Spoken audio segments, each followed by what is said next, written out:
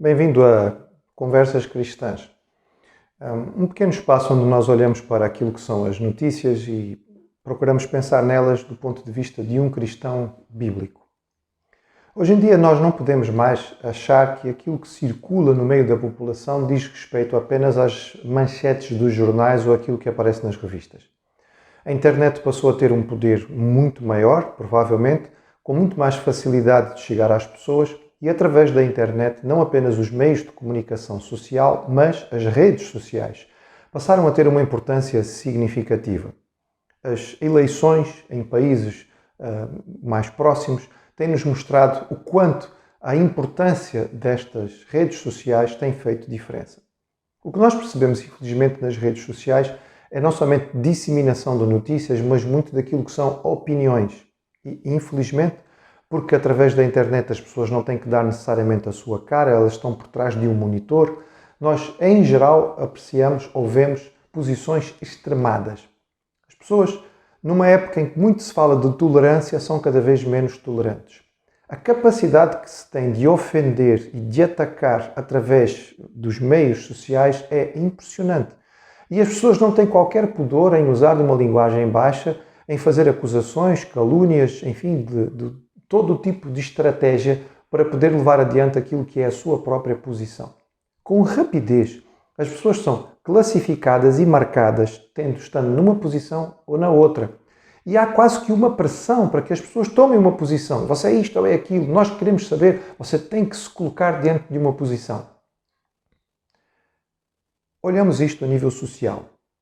Mas quando pensamos em termos de igreja, preocupa-nos profundamente ver isto infiltrando aquilo que é a realidade da Igreja de Jesus. Preocupa-nos, porque quando o Senhor Jesus fez a oração sacerdotal, que nós encontramos em João capítulo 17, um dos alvos principais da sua oração foi que nós fôssemos unidos. Jesus sabia que era importante que os crentes estivessem unidos sobre a bandeira do Evangelho, com a palavra como base, para que o Evangelho tivesse oportunidade e realmente possibilidade de crescer. E, no entretanto, as guerras dentro da igreja são constantes.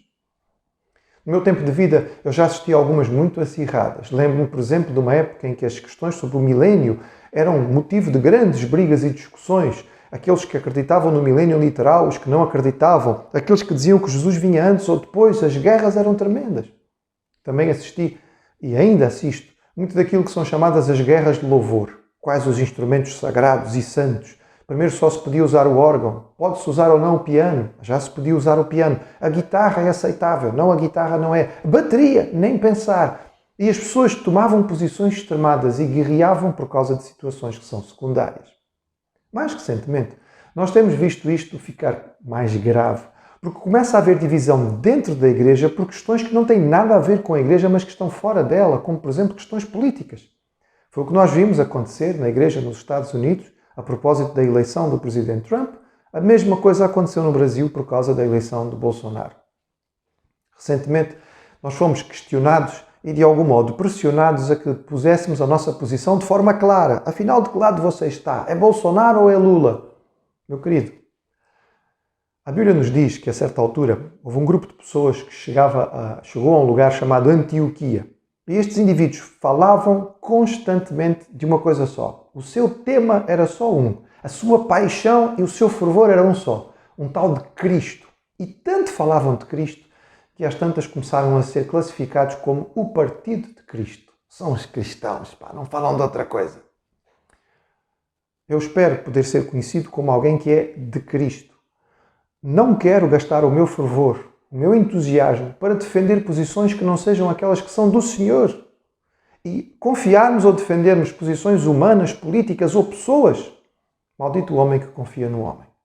É pena porque, infelizmente, esta divisão que tem sido permitida dentro da igreja está a acontecer constantemente e as redes sociais a alimentam e, neste momento, ela começa a nos ameaçar por causa da questão da pandemia e do coronavírus.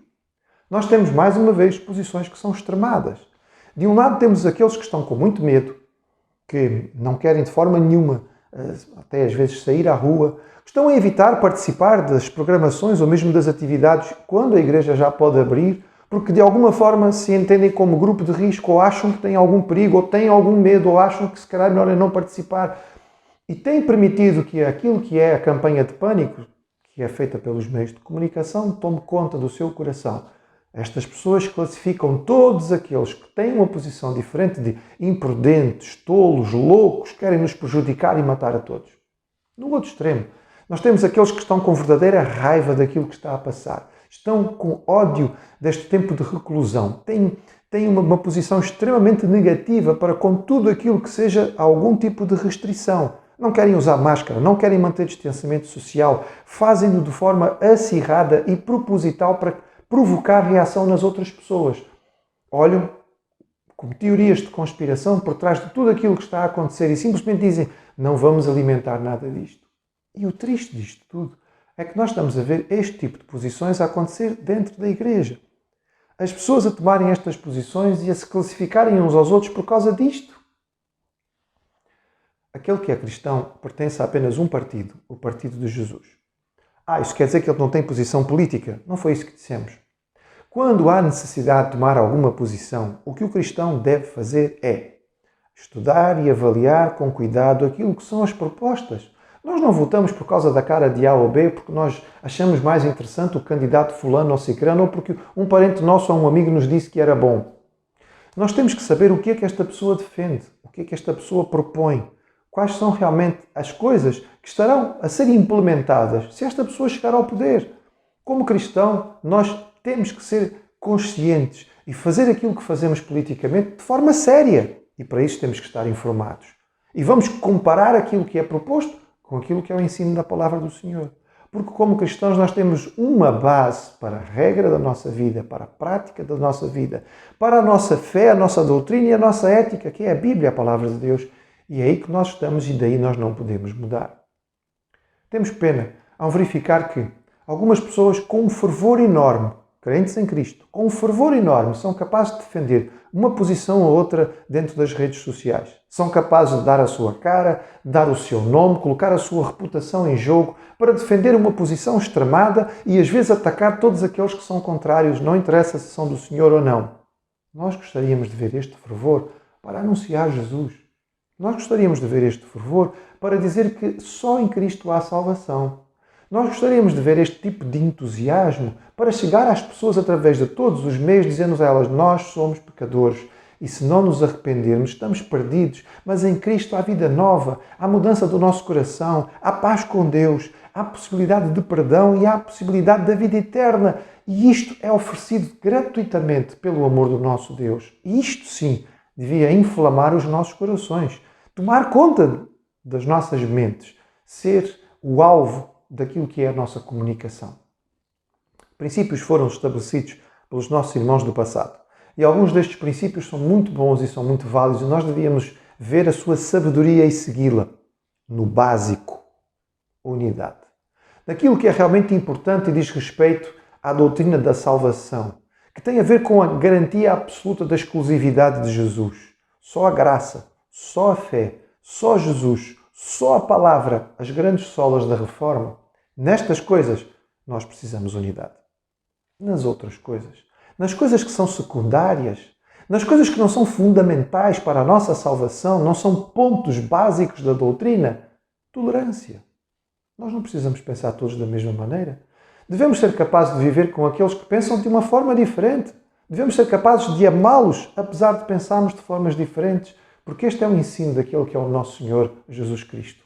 Em todas as coisas e acima de tudo, o amor fraternal. O apóstolo Paulo disse que tudo aquilo que nós fizéssemos não valeria absolutamente nada se não houvesse amor por trás. A nossa oração, como a de Jesus, é que haja unidade na igreja. E que todas estas coisas que são externas não venham a nos separar. Podemos ter opiniões diferentes, vamos conversar, trocar ideias, tentar perceber as razões e os motivos de cada um. Temos a nossa posição, mas naquilo em que são coisas secundárias, vamos tolerar o irmão que não pensa da mesma forma que nós. Vamos amá-lo como Cristo nos amou. Vamos ajudá-lo a juntos mostrarmos fervor por aquilo que realmente merece o nosso fervor e a nossa paixão. O Evangelho de Jesus Cristo.